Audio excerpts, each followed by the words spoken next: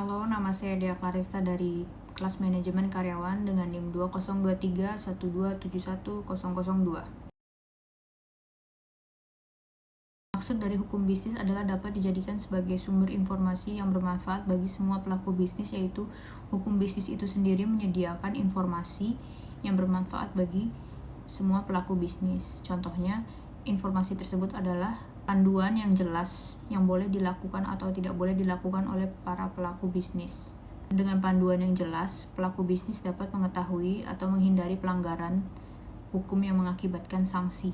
Dan juga ada perlindungan hak dan kewajiban bagi seluruh pelaku bisnis. Contohnya harus ada kontrak bisnis yang sah dan perlindungan hukum bagi para pelaku dan sanksi untuk bagi para pelanggar. Pertumbuhan bisnis yaitu adalah peningkatan atau pencapaian bagi suatu perusahaan yang dipengaruhi oleh bisnis yang mereka lakukan dalam jangka waktu tertentu. Bisa juga mencangkup karena peningkatan pendapatan, peningkatan ekspansi geografisnya, atau merek yang semakin dikenal oleh kalangan masyarakat. Bisnis yang semakin tumbuh pastinya akan lebih banyak menyerap tenaga kerja baru yang tentunya sangat bermanfaat bagi masyarakat sekitar. Bertumbuhnya reputasi bagi perusahaan tersebut yang semakin banyak diminati dan unggul dari pesaing lain.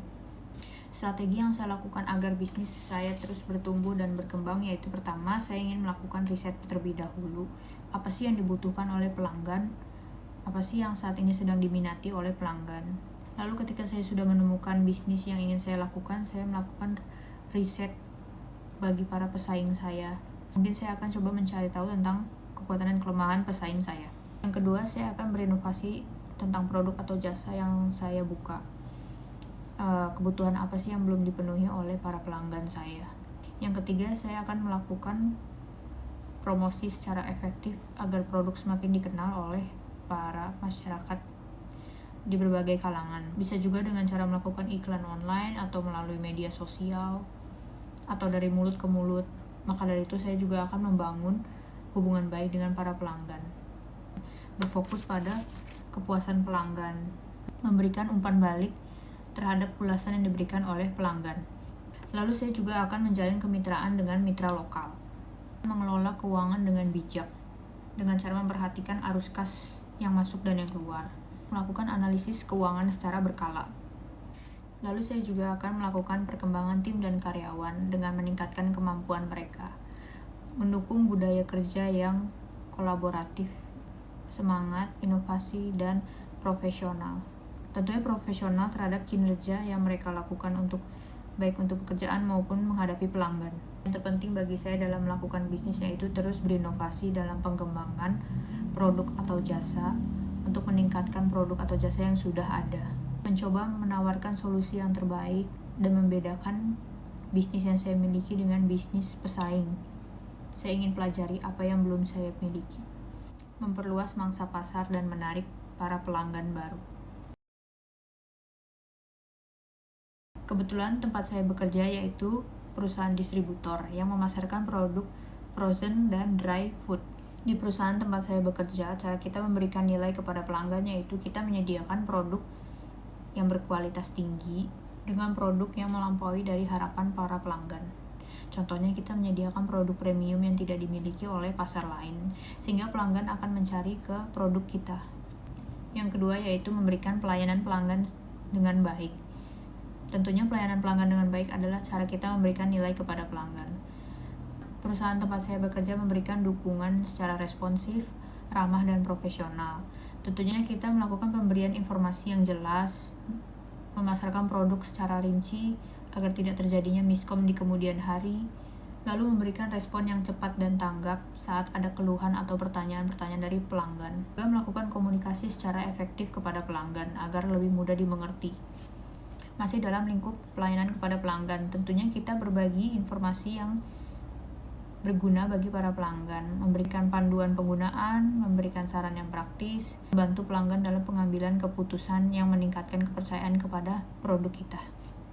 Memberikan pengalaman positif bagi produk-produk yang kami jual kepada pelanggan yang kami tawarkan, seperti review produk yang pernah dipakai oleh perusahaan ternama, ataupun ulasan-ulasan baik dari pelanggan-pelanggan sebelumnya. Yang ketiga yaitu perusahaan tempat saya bekerja memberikan harga spesial bagi para pelanggan yang rutin mengambil produk dari kita, atau bisa disebut pelanggan tetap.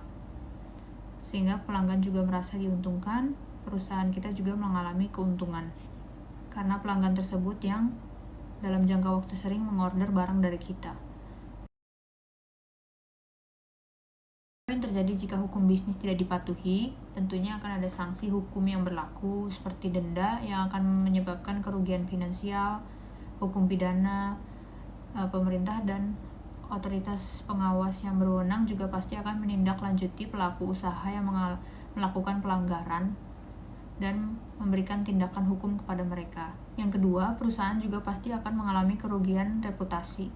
Melanggar hukum bisnis dapat menyebabkan nama baik perusahaan dicoreng dari mata pelanggan, investor, mitra bisnis maupun masyarakat. Kerugian reputasi tentunya akan berdampak negatif kepada citra merek, kepercayaan pelanggan, sehingga hal ini dapat menghambat pertumbuhan bisnis mereka.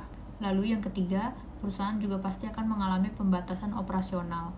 Oleh karena pelanggaran bisnis yang mereka lakukan, tentunya pihak berwajib juga akan membatasi operasional yang seharusnya dilakukan oleh perusahaan tersebut, seperti pencabutan lisensi, izin usaha, pemberhentian melakukan kegiatan bisnis. Hal ini dapat menyebabkan penurunan pendapatan, kerugian finansial, dan juga bahkan kebangkrutan. Belum lagi tanggung jawab pribadi yang harus ditanggung oleh pelaku pelanggaran bisnis tersebut, seperti aset mereka yang terancam. Sekian penjelasan dari saya untuk UTS mata kuliah Hukum Bisnis. Kurang lebihnya mohon maaf dan terima kasih.